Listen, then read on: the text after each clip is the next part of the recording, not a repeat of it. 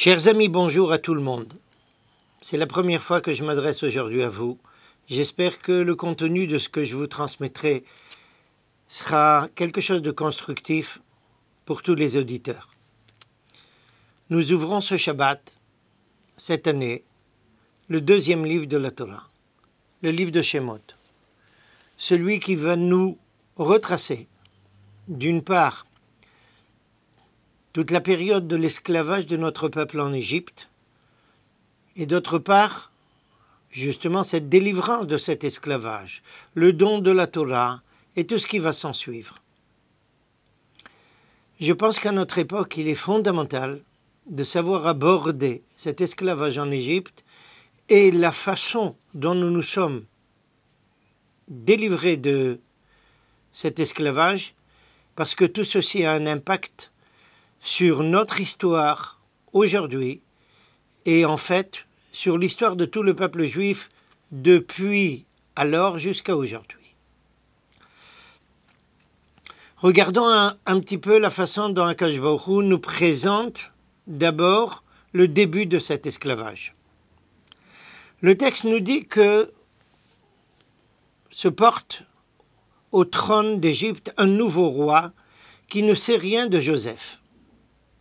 Cette déclaration, pour toute personne qui connaît bien l'histoire ancienne, comprend immédiatement qu'il y a ici une problématique énorme. À savoir que dire qu'un nouveau pharaon ne peut pas savoir ce qui s'est passé à peine 1 siècle et demi ou 2 siècles auparavant en Égypte est chose strictement impossible. Pourquoi ? Il existe 2 peuples qui n'ont jamais manqué de retracer toutes les péripéties de leur histoire. L'un, c'est nous, le peuple juif, et le second, c'est l'Égypte ancienne. Tout est posé par écrit. Impossible qu'un pharaon ne sache pas ce qui s'est passé peu de temps, 3-4 générations avant lui. Or, c'est pourtant ce que la Torah déclare. Comment faut-il donc comprendre cette affirmation de la Torah ? Et nos Chachamim nous répondent immédiatement en nous disant tout simplement il ne s'agit pas d'une personne qui ne sait pas qui est Joseph et quelle contribution avait apporté Joseph à toute l'Égypte, mais il s'agit de quelqu'un qui ne veut rien entendre parler de Joseph pour n'avoir en aucune façon un devoir de reconnaissance pour sa contribution à toute la culture de l'Égypte ancienne. Et ce roi affirme immédiatement qu'il est inquiet par la puissance du peuple juif et son nombre. En fait, celui qui connaît bien l'histoire de notre peuple, c'est que jamais notre peuple a été une majorité quelque part. Donc lorsque Pharaon affirme qu'il est inquiet par le nombre et la puissance, en fait, c'est essentiellement par la puissance de ce peuple dont il est inquiet. Et effectivement, toute personne qui connaît bien notre peuple sait que partout où il est arrivé, durant toutes ces péripéties, il a toujours su prendre la tête de tout ce qui se passait dans le monde ambiant. Et Pharaon est conscient d'un danger parce qu'il a peur que ce peuple-là, un jour, bouleverse toute la situation en Égypte.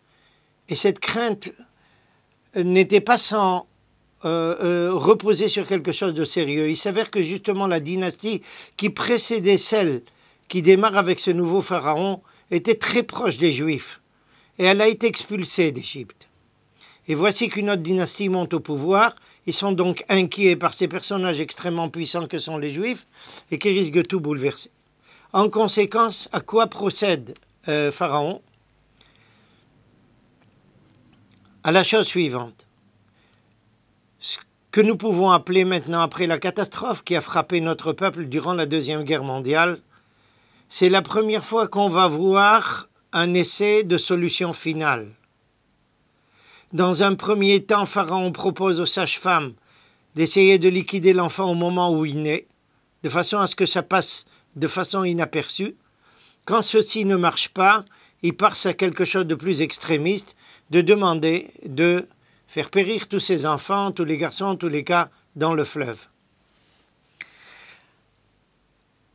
Ces sages-femmes, avec un courage exceptionnel, refusent formellement d'obéir, mais elles le font de façon très diplomatique, en présentant comme les femmes juives comme des personnes extrêmement vives qui arrivent à se débrouiller toutes seules avant que la sage-femme arrive.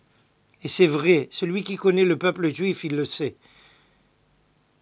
Toute personne qui vit ici en Israël, il sait qu'une femme juive qui accouche, après quelques heures d'accouchement, elle demande à être libérée de l'hôpital pour pouvoir rentrer à la maison. Alors que dans le monde entier, elle demande à rester à l'hôpital ou à la clinique au moins 7 à 15 jours. Donc ces sages-femmes ont répondu à Pharaon de façon extrêmement pertinente. Et Akadosh Baruch Hu nous amène la délivrance par un personnage fantastique qui va marquer toute l'histoire du peuple juif, c'est Moshe Rabbeinu évidemment. Mais ce qui est extrêmement important, c'est de voir que ce Moshe Rabbeinu, Akadosh Baruch Hu, provoque le fait qu'il va être élevé par la fille de Pharaon qui n'avait pas d'enfant. Elle adopte un enfant juif, alors qu'on demande à cette époque-là de faire périr tous les enfants. Elle adopte un enfant juif. Et elle l'appelle Moshe. Et le texte de la Torah nous dit qu'il a été appelé Moshe parce qu'il a été retiré des eaux. Là, une grosse question se pose.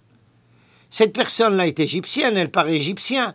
Comment elle peut expliquer le nom de Moshe, qui est un nom hébraïque, en terminologie hébraïque alors qu'elle ne parle pas l'hébreu? La réponse est extrêmement intéressante. Il s'avère que le terme Moshe, en égyptien, signifie fils. Mais, en parallèle, il a, le terme Moshe, un sens qui est exactement le sens donné par la fille de Pharaon, à savoir quelqu'un qui est retiré des eaux. Parce que la notion d'eau est appelée en égyptien ancien par Moï, c'est Moshe, celui qui est extirpé de l'eau. Il va grandir à la cour du Pharaon. Et là, la question de se poser, pourquoi Akadosh Baruch Hu fait que ce personnage qui va délivrer le peuple juif va vivre, va être élevé à la cour du Pharaon qui est l'ennemi par excellence de notre peuple? Et réponse claire de l'histoire juive. Pour que quelqu'un puisse nous délivrer d'une puissance nous assujettissant, il faut dominer la culture de cette puissance. Moïse, pour pouvoir démonter en pièces tous les rouages de la culture égyptienne, et c'est ce qu'il va faire par la suite, j'espère que nous aurons l'occasion d'en parler, devra donc être éduqué sur la base de cette culture-là. Et c'est pour ça que c'est lui qui est envoyé. À tel point qu'un peu plus tard, lorsque Dieu se révélera à lui dans le buisson ardent, et va lui dire de délivrer le peuple juif, Moïse lui dit « Je ne comprends pas, Akadosh Baruch Hu. Tu m'envoies à moi, mais je n'ai pas encore de culture juive. » C'est plus tard que Moïse va connaître le monde juif. À l'époque, il a grandi en tant que prince égyptien, qui était même à la tête de toute l'armée égyptienne. C'est bien pour ça, lorsqu'il voit un de ses frères juifs battu par un Égyptien, il n'hésitera pas une seconde à le liquider. Il est assez puissant pour cela. Mais lorsque Dieu lui dit « Va délivrer en mon nom le peuple juif », il va répondre « Mais Akadosh Baruch Hu, c'est pas moi la personne adéquate. Je suis pas un personnage spirituel. Les Juifs ne vont pas croire qu'un personnage comme moi qui a réussi une éducation égyptienne, c'est moi qui est envoyé vers eux par toi. » Et pourtant, Akadosh Baruch Hu lui dit « Prends le bâton, jette-le à terre. » Et une fois qu'il l'a jeté à terre, il s'est transformé en serpent. Akadosh Baruch Hu lui dit « Attrape-le par la queue. » Et le bâton revient en faisant une véritable permutation de ses pôles. C'est une façon pour Akadosh Baruch Hu de dire à Moïse, contrairement à ce que tu penses, le peuple juif, il va t'accepter. Il va bien comprendre pourquoi j'ai choisi un personnage comme toi pour te délivrer, parce que tu es le seul qui est à même de te mesurer avec toute cette culture extra-puissante de l'époque, la grande puissance intellectuelle, spirituelle, militaire, économique de l'époque, l'Égypte ancienne. C'est seulement un personnage comme toi qui sera à même de se mesurer et de permettre à notre peuple de sortir. Conclusion. Afin de pouvoir se débarrasser d'un joug étranger, il faut connaître tous les rouages de cette culture. Et lorsqu'on les connaît bien à ce moment-là, si on est fidèle à Dieu, on est capable d'orienter toute l'histoire dans le sens adéquat. Espérons que nous saurons le faire aujourd'hui également. Partout où le peuple juif en a besoin et à chaque instant où il en aura besoin. Shabbat Shalom.